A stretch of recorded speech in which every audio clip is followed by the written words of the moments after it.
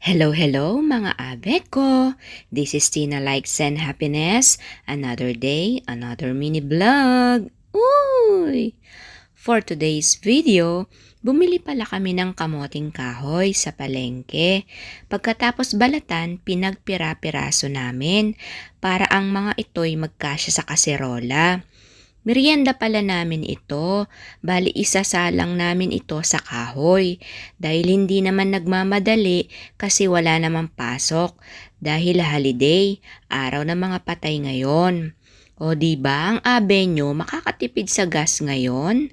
Dahil gagamit kami ng kahoy. Naalala ninyo mga abe ko, yung mga pinutol kong mga kahoy dun sa nakaraan kong video. So eto na ngayon, natuyo na at magagamit na namin. O ang papa namin, gagamit ya pang tsupan, kumaba kang usuke nabe ko. Kanyaman kaya ing luto king dutong, lalo na ang kanin. Uy, abe ko. Iluluto pala namin ito sa konting tubig, konting asukal, at yung nakapak na gata. Yung asukal ngang ginamit ko, mga tira lang sa paggamit dito sa bahay. Buti na lang, sakto lang ang tamis. Pakukuluan lang at palalambutin sa gata ang kamoting kahoy. Ganun lang kasimple, manyaman na. Abe ko, uy! Habang inaantay na lumambot yung kamoting kahoy, yung mga alaga naming 45 days na manok, ililipat na namin sa malaking kulungan kasi hindi na sila magkasya, nasisikipan na sila. Eksakto na 21 days sila ngayon, kaya malaki-laki na sila. Saktong-sakto sa Pasko ang mga ito, may panghanda na. Uy, abe ko, Merry Christmas! Kundi lang mahal ang pagkain ng mga ito, mas madami pa dito ang aalagaan namin. Favorite kasi ng mga boys ko ang pritong manok, lalo na si Simon. Kaya budgeted lang ang inaalagaan namin. Baka kapag wala na kaming mapakain, mailuto namin kagad sila. Uy, abe ko.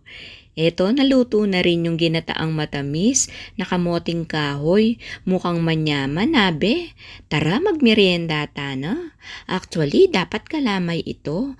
Kaso nag-iba si Papa ng desisyon kasi noong nagdaang linggo, nagkalamay na kami. Kaya sabi niya, kamoting kahoy na lang daw.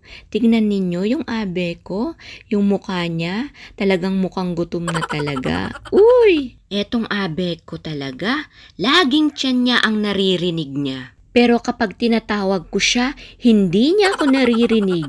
Kapag gutom na siya, sa kanya lang ako maalala at maririnig. Abe ko, uy! Masarap ang kamoting kahoy na pang merienda kesa laging tinapay ang kakainin natin pang merienda. A few moments later. Nagpunta kami ng umaga sa sementeryo para madalaw namin yung namayapang mahal namin sa buhay. Baka kasi sila ang dumalaw sa amin mahirap na. Uy, abe ko, nagsindi din ako ng kandila dito sa bahay. Eto na kasi ang nakagisnan ko, kaya ipinagpapatuloy ko lang din. At nag-aalay din ako ng short prayer for them, prayer for their soul.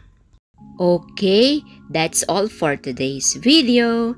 This is Tina Likes and Happiness. Thank you for watching. Be natural, be yourself.